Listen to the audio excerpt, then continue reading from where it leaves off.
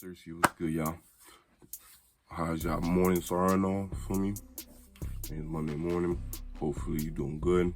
You know, you're blessed if you're already watching this, because that means you woke up. So for me. So yeah, so I hope y'all doing good on this this Monday afternoon.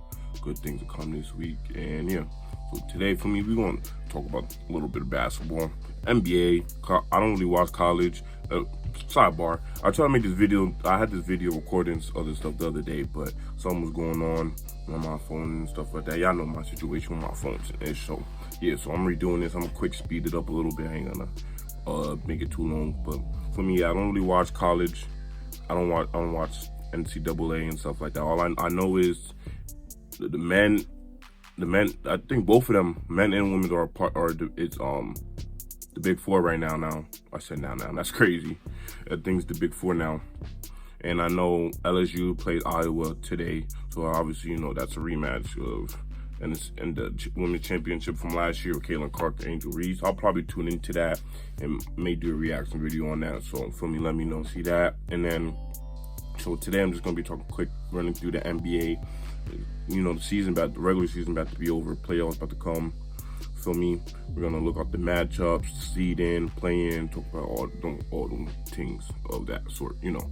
And all the stuff is gonna be on the screen too, like the standings is so y'all could pause it, rewind, things you gotta do so you can see the standings too. And if you see me look at my phone, it's because I'm looking at the standings. So right now, and a lot of stuff, like I said, I tried to make this yesterday, so some of the seedings have changed and stuff. So first with the Eastern, obviously it's the Celtics #1, they clinched.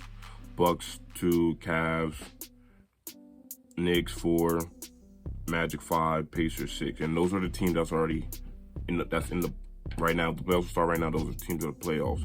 In the play-in, I believe it's 7 through 10. Correct me if I'm wrong in the comments, please. Heat 7, 6, Sixers are 8, Bulls are 9, Hawks are 10. So the playoffs start right now. I say if the Pacers play the Celtics, they're probably going to lose in like 5 or 6. They're not the best, 6 max. You know how sometimes the Celtics be selling the leads and stuff. I would say the reason why that is because they're just there's tiers to this, and the Pacers are not on there. For me, maybe if Hallie was playing like how he was prior to his, I think it was his hamstring injury and stuff like that, maybe they would have a better shot. But the way he has kind of been playing like recently, it's picked up slightly, but it hasn't been nothing really too crazy. They have some kind of veterans like for playoff experience, like Miles Turner, and I think McConnell, that he's on the bench. He's played for the Sixers, so he's a good energizer and stuff like that. Do all the dirty work, so you just need that one kind of person. But yeah, I would see them like probably losing in 5 or 6 as the playoffs will start right now. And if they stay at 6, and then the Bucks would be going against the Magic, definitely beat them. And the thing is, you still don't know what kind of Bucks team you're getting. Sometimes, you know, they're like years ahead of the Magic, but can't see from the Magic. They got size and stuff like that. They got good defenders. Paulo's playing out of his mind, playing good right now. It's just with the Bucks, sometimes they're inconsistent. Like I will say, they flipped the switch with their defense, stuff like that. Y'all know how they wasn't playing no defense. They was like bottom tier in the beginning of the year, so they're better. And so it's just like, now it's just the spotlight's on more on Dame. Obviously, he's a clutch player, but he's never had the spotlight on him like this before. Like, obviously, he made the Western Conference Finals before, but he's never been on a championship or bust kind of team. So, you know, the lights get brighter, the lights get hotter, and the palm gets sweatier. So, for me, but I would have them in like maybe a gentleman sweep, beating the Magic, maybe 6 again. And then it'd be the Cavs and Knicks rematch for the first. What was their first round last year? Yeah. And me personally, it'd be the same. I'm not gonna spend too much time on this one because I feel like it'll be the same as what happened last year. I don't really, first round, I really don't see any. Me personally, this is my prediction, so I don't really see no team really going to 7 the first round actually. And with the play-in, the Heat, I don't know. The Heat are sometime, like, obviously they made the play-in last year, and they barely beat the Bulls, and then they made the finals. And so they be on the Magic Voodoo line how they be doing.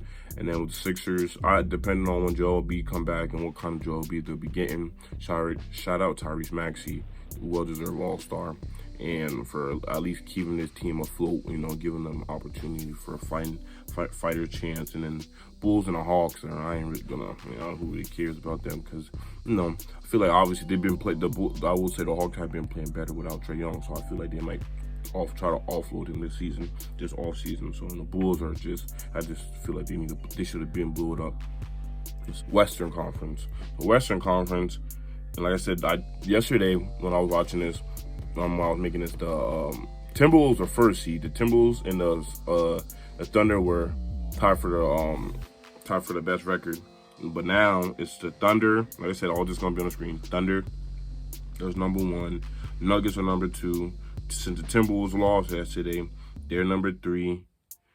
Shout out SGA with that game winner against the Knicks too. The Clippers are still 4. Mavericks move up because yesterday they were 6. Pelicans are 6. And then for the playing Kings, Suns, Lakers, and then Warriors. And then now the Rockets, they was creeping up on the they're still low key. I think there's 2.5 games now, 2 games behind the Warriors. So the Warriors just won yesterday. The Rockets lost to the Mavericks. So I will say with the Thunder would play the Pelicans. Ooh, that would be a game that I feel like that would go to 7, and that would be a toss-up, because the thing is, the Pelicans, they got size, they got good defenders. I feel like they're at their best when Zion is running the point and, you know, getting everybody involved and getting, you know, because when everybody else is involved and people are hitting their shots, not as much people are collapsing on you and building a wall, because they have to run and kick out to open shooters and stuff like that. So I feel like that's when they're at their best, especially when BI comes back and stuff. They have a good bench, they have a good backup center, Larry Nance Jr., you know, they have a good front center, starting center with Travis Kelce's twin brother, Valanciunas, and stuff like that. So, and it's just the Thunder, they're very thin, and they don't really have that much playoff experience, because everybody's really been saying they're a young team and stuff like that, and you do need playoff experience. The only really playoff player that has experience, veteran, is Gordon Hayward. And yeah, and next would be the Nuggets versus the Mavericks. I ain't gonna lie, the only reason why I wouldn't say they wouldn't sweep them is because Luka and Kyrie would probably like go off really one game, but really that's just going, I feel like that's going 5 max, because ain't nobody on that team. Yeah, they got PJ Washington, they got another I forgot the other guy's name, the other center. They got some good defenders, some more height and stuff like that. And then Luka is Luka, and Kyrie is Kyrie. But nobody with them is messing with Jokic. And then when Jamal Murray comes back and stuff like that, and then he still could have a good supporting cast. Their benches, you know, this year has been their weak point, but it's still Jokic. So I would see that going 5. And then all these scenarios, I'm saying, like, if the playoffs start right now and stuff like that, and then the Timberwolves and the Clippers, that would be a good game, depending if Cat comes back and what kind of Cat they're getting. Obviously, you would have to get into playing shape again and stuff like that. But I don't know, just the Clippers, like, sometimes they just don't be seeming like they want it. Like, I get it, they're an older team and stuff like that, but sometimes the energy seems lethargic. They don't really dive for 50-50 balls. Sometimes they rarely get on the ground and stuff like that. And so just the body language, sometimes you can just see it from eye tests. And so, yeah, and then I feel like it really went downhill since Russ, the heart of their team, their leader, because Kawhi's really not, he don't talk. PG openly admitted it, that he don't really like, you know, being that vocal point guy. And then James Harden is Harden, he don't really, for me. So I feel like, but yeah.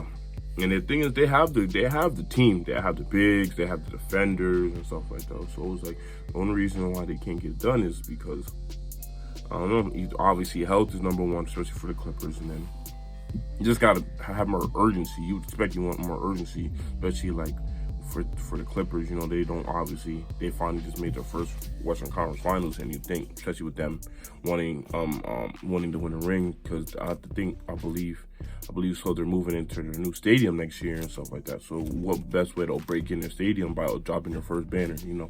But yeah, and with the play-in, it's Sun, and like I said again, I'm all just on the screen: Kings, Suns, Lakers, and Warriors. Kings, I don't know now, even though they just won yesterday. I forgot who they played, but with Malik Monk not being out for Malik Monk being out for 4 to 6 weeks, that's a real loss, because he's a key vocal point, especially coming off the bench, the second unit.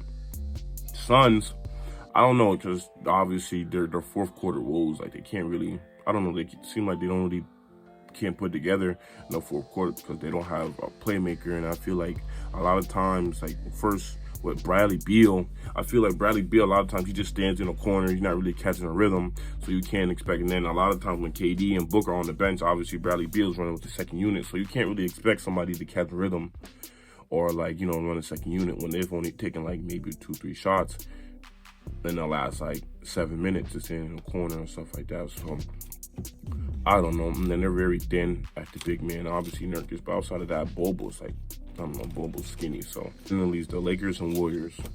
So I don't know. So it depends. Really depends on what Lakers team you're getting. Sometimes they'll play like the best team in the NBA, and the next time they'll lose to a JV high school team. So it's like, I don't know.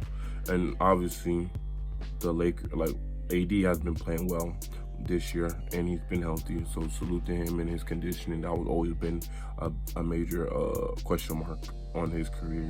Can he be healthy when needed? And then the Warriors, I don't know. The Warriors is just, they're extremely undersized. They don't really defend that well. And especially like Steve Kerr even said you can't play Curry 35 minutes, but I feel like for where they want to go, that's what you're gonna have to do, because the bench is all right and stuff like that. And it's just like Draymond is a distraction, a side distraction from where you really want to get to in your goal post, your focal point, where you want to get to. And you don't want all that, like him always getting into it with the refs and stuff like that. You see it's starting to wear on like Stephen Curry and stuff like that. Obviously he's gonna be a good player that he is and leader, not, openly admit it, but obviously you can see it's over his face when he got thrown out against the Magic game. Well, I believe it was the Magic game in the first few, or whoever it was, who just got thrown out in the first like few minutes of the game. Like, you can't do that, especially knowing every game matters for y'all, and knowing that even though the Rockets are still kind of on your ass, knowing you're saying you're not worried about the damn Rockets and stuff like that. So me personally, for my predictions coming out the East, I would say probably the Celtics. It'll probably be the Celtics versus the Bucks, depending on how the seeding goes these next few games.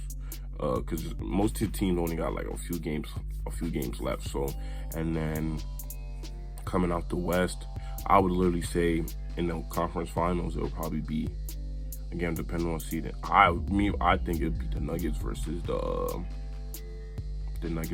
Timberwolves, and depending, like I said, depending on if Cat comes back and what he can do for me, that can help their chances. So let me know in the comments what you think, your comment predictions. Who do you think is going to come out conference? Who do you think is going to make the finals? And who do you think is going to win the finals? Like, comment, subscribe, tell a friend, I appreciate you, and God bless.